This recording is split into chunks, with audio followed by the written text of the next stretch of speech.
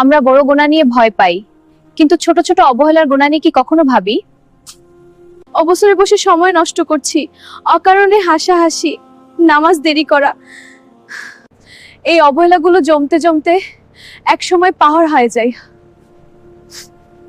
আজ আমি এমন একটি দোয়া শিখাবো, অবহেলায় নষ্ট জীবনের গুনাহ মাফের দরজা খুলে দেয় ইনশাআল্লাহ।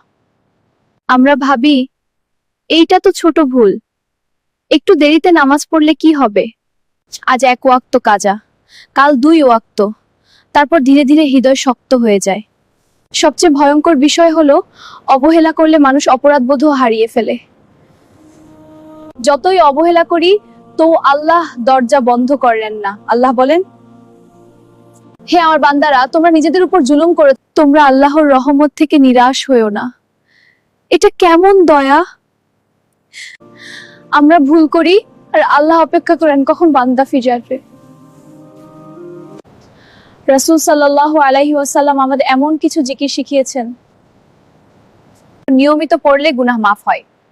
আমরা অবহেলায় সময় নষ্ট করেছি, তাহলে এখন সময়কে ইবাদতে বদলাও।